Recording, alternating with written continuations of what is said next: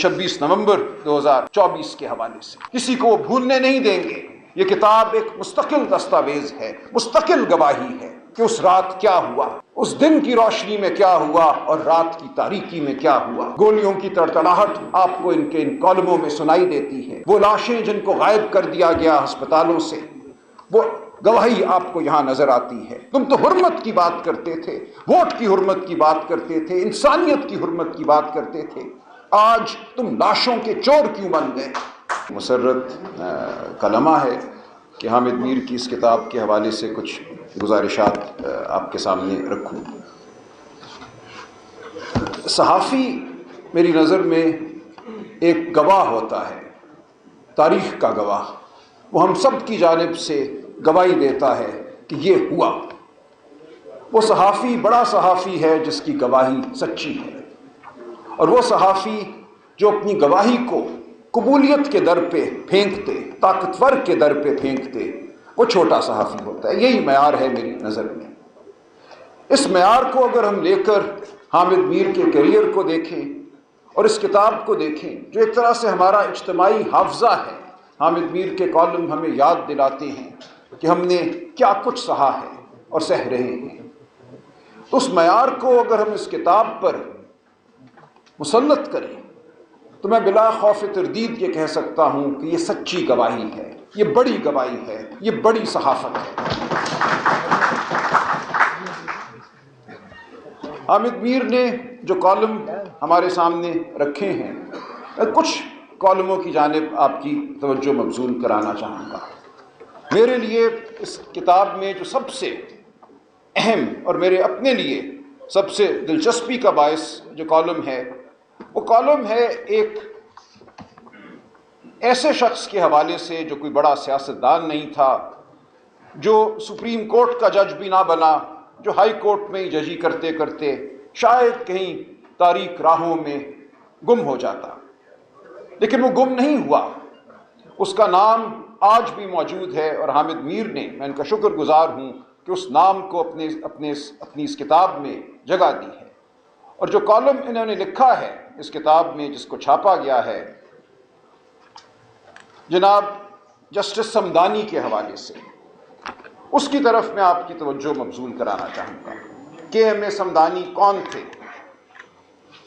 وہ اس high court کے ایک جج تھے، اس سے پہلے وہ ڈسٹرکٹ جوڈیشری کے بھی رکن رہے، اور ہوتے ہوتے وہ ضیاء الحق کے دور میں لاء سیکرٹری بھی بن گئے تھے، اور بطور لاء سیکرٹری ایک کابینہ کے اجلاس میں جو واقعہ ہوا، حامد میر نے اس واقعے کو اپنے ایک کالم کی زینت بنایا اور ہم سب کے لیے اس کو امر کر دیا، ہمیں یاد دلایا کہ انکار کی کیا اہمیت ہے۔ اس کالم کا عنوان ہے ایک جج کے انکار کی کہانی۔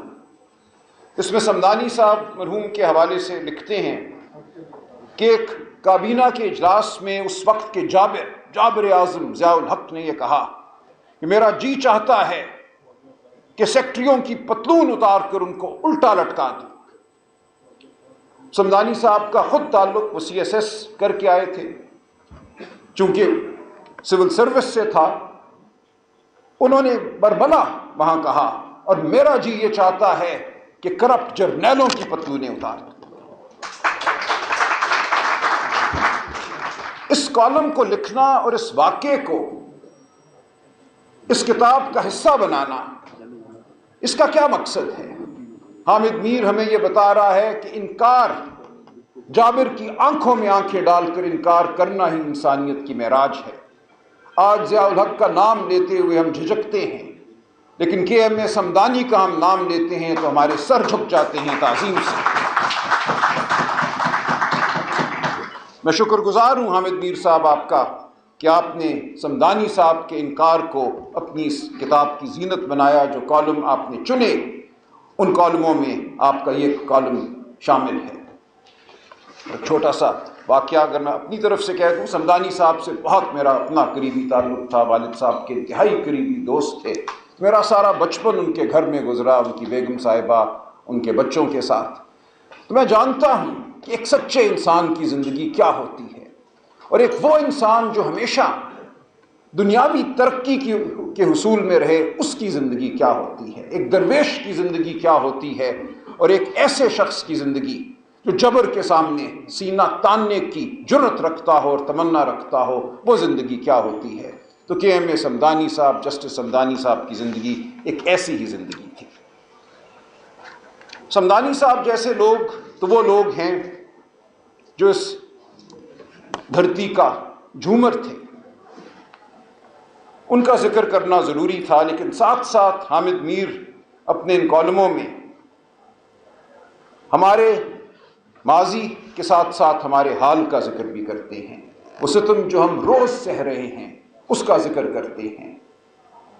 گواہی دینا جب جابر موجود ہو ایک بہت بڑی بات ہے۔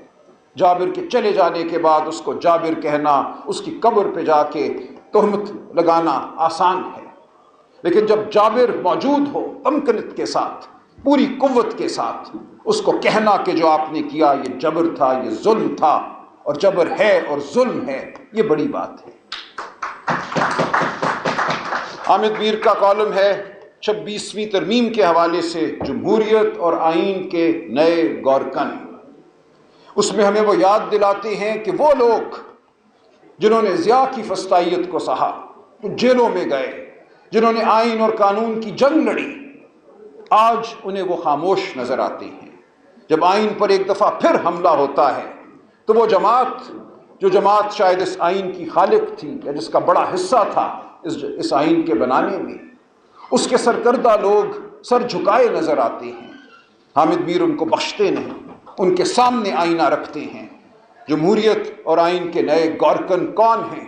یہ وہ ہیں جو ایک دور میں اپنے آپ کو آئین ساز کہتے تھے، ایک دور میں اپنے آپ کو جمہوریت اور انسانی حقوق کا علمبردار کہتے تھے۔ حامد میر ان کی آنکھوں میں آنکھیں ڈال کر کہتے ہیں، کیا آپ بوڑھے ہو گئے ہو؟ کیا ذوف نے تمہارے جذبے کو ماند کر دیا ہے؟ یہ ہے حامد میر کا کالم، یہ ہے حامد میر کی تنبیہ۔ وہ کہتے ہیں کہ اگر اس روش پہ چلو گے تو اس ملک کو تباہی کی جانب لے کر جاؤ گے۔ تم کہاں کھڑے تھے، آج کہاں ہو؟ آج تمہارے سر کیوں جھک گئے؟ نام لے کر انہوں نے اس کالم میں لکھا ہے، میں ان لوگوں کے نام نہیں لوں گا کہ وہ کون لوگ تھے جنہوں نے جیلیں سہی، آج سینٹ میں بیٹھ کر اس کالی ترمیم کو کیوں ووٹ ڈالتے ہیں۔ حامد میر سوال کرتے ہمیں نظر آتے ہیں، پوچھتے ہیں کیا ہوا، یہ کیا سانیہ ہے۔ حامد میر اسی طرح 2 کالم ہمارے حوالے کرتے ہیں 26 نومبر 2024 کے حوالے سے، کسی کو وہ بھولنے نہیں دیں گے۔ یہ کتاب ایک مستقل دستاویز ہے، مستقل گواہی ہے۔ وہ یاد دلاتے ہیں کہ اس رات کیا ہوا، اس دن کی روشنی میں کیا ہوا اور رات کی تاریکی میں کیا ہوا۔ گولیوں کی تڑتڑاہٹ آپ کو ان کے کالموں میں سنائی دیتی ہے، وہ لاشیں جن کو غائب کر دیا گیا ہسپتالوں سے، وہ گواہی آپ کو یہاں نظر آتی ہے۔ وہ صحافی مطیع اللہ جان ہو یا کوئی اور ہو، جو جب ڈھونڈنے گیا اور جب اس نے لاشوں کا ریکارڈ دیکھا تو اس پہ جو مقدمے بنے، اس کی گواہی آپ کو یہاں نظر آتی ہے۔ حامد میر کسی کو بھولنے نہیں دے گا، وہ سوال کرتا رہے گا، یہ کتاب سوال کرتی رہے گی کہ کیوں تم اس ظلم کا حصہ ہو، کیوں تم اس جبر کا حصہ ہو۔ تم تو کچھ اور کہنے والے لوگ تھے، تم تو کچھ اور اصولوں کی بات کیا کرتے تھے، تم تو حرمت کی بات کرتے تھے، ووٹ کی حرمت کی بات کرتے تھے، انسانیت کی حرمت کی بات کرتے تھے، آج تم لاشوں کے چور کیوں بن گئے؟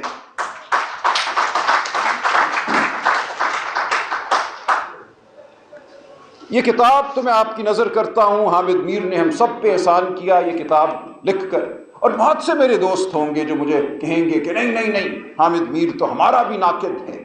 تو میں کہتا ہوں یہی تو اس کی بڑائی ہے کہ وہ ہر ایک کا ناقد ہے۔ وہ قصیدے نہیں لکھتا، ہر روز ایک نیا قصیدہ نئی تشبیب کے ساتھ، رزق برحق ہے یہ خدمت نہ ہوگی ہم سے۔ تو حامد میر یہ خدمت نہیں کرتا، وہ ہر ایک پہ، ہر ایک سے سوال کرتا ہے، ہر ایک کی جانب اپنی تنقیدی نگاہ ڈالتا ہے، ہم سے پوچھتا ہے، مجھ سے پوچھتا ہے، آپ سے پوچھتا ہے، ہر ایک سے پوچھتا ہے کہ تم نے کیا کیا، جواب دو۔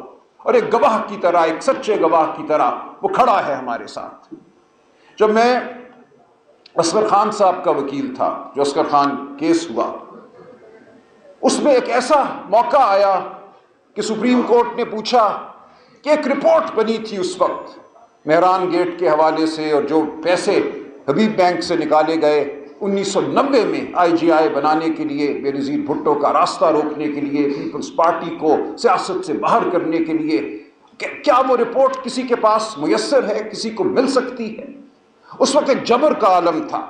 ہم لوگ جو اس مقدمے سے منسلک تھے، اصغر خان صاحب کا میں وکیل تھا، ہم جانتے ہیں کہ کس جبر اور خوف کے سایوں تلے وہ کیس ہم نے لڑا۔ روز ہمیں کہیں سے دھمکی آتی تھی، روز اصغر خان صاحب کو کہا جاتا تھا پیچھے ہٹ جاؤ۔ وہ ضعیف شخص پیچھے نہیں ہٹا، 16 سال عدالت میں کھڑا رہا۔ اس دوران جب یہ لمحہ آیا کہ عدالت نے گواہی طلب کی، تو کون تھا جس نے وہ گواہی مجھے میسر کی؟ مجھے پیغام آتا ہے حامد میر صاحب کا کہ مجھے ملیے۔ میں گیا ان کے پاس اور انہوں نے نہ جانے کہاں سے وہ ایک دستاویز جو مہران گیٹ رپورٹ تھی، جس کو تلف کر دیا گیا تھا، کہیں اس کی کاپی مل نہیں رہی تھی، وہ نکال کر مجھے دی، میرے حوالے کی اور کہا یہ میرے پاس موجود ہے، آپ جا کر یہ عدالت کے سامنے رکھیے۔ اور اگلے دن وہی رپورٹ میں نے عدالت کے سامنے رکھی۔ تو حامد میر، میں آپ کو سلام پیش کرتا ہوں۔ آپ سے تعلق برادرانہ بھی ہے، آپ سے تعلق ایک ایسے شخص کا بھی ہے جس کی آپ تنقید بھی کرتے ہیں، جس کا آپ ساتھ بھی دیتے ہیں۔ آپ کے ساتھ ماضی قریب میں سفر کا موقع بھی ملا۔ ہارورڈ یونیورسٹی میں اس سال اپریل میں ایک سیمینار منعقد ہوا پاکستان کے موجودہ حالات کے حوالے سے، وہاں ایک پینل میں حامد میر صاحب اور میں اکٹھے شامل تھے۔ تو بہت ہی اچھا ایک وقت تھا جو گزرا اور گزر رہا ہے۔ یہ وقت اچھا اس لیے ہے کہ یہ سچائی سے عبارت ہے۔ جو بھی جبر ہو، دہشت گردی کے مقدمے ہوں، حامد میر کے جسم میں گولیاں ہوں، ہم پر زندگی کا دائرہ محدود کرنے کی خواہش ہو، اس سب کے باوجود یہ وقت اچھا اس لیے ہے کہ یہ وقت پرعزم ہے، یہ بہادری کا وقت ہے، یہ سچائی کا وقت ہے۔ ہمیں پتہ ہے کہ ہم سچائی کے لیے کھڑے ہیں، ہم بنیادی حقوق کے لیے کھڑے ہیں، اور حامد میر ہمیں دیکھ رہا ہے، حامد میر گواہ ہے، وہ ہماری گواہی دے گا۔